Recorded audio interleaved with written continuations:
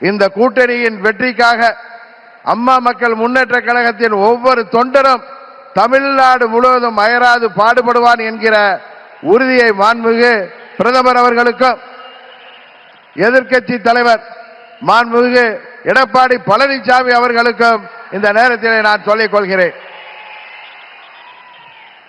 ஒரு விஷயத்திலே எதிர்ப்பதென்றால் அதிலும் உறுதி, ஆதரிக்க வேண்டும் என்றால் அதிலும் உறுதியாக இருக்கக்கூடிய தன்மையை அம்மா அவர்கள் எங்களுக்கு கொடுத்திருக்கிறார்கள். ஒரே குடும்பத்தைச் சேர்ந்தவர்கள், பங்காளிகளாக இருந்தவர்கள் நாங்கள் எங்களுக்குள் இருந்த சண்டையால் பிரிந்து இருந்தோம் என்பது உண்மை.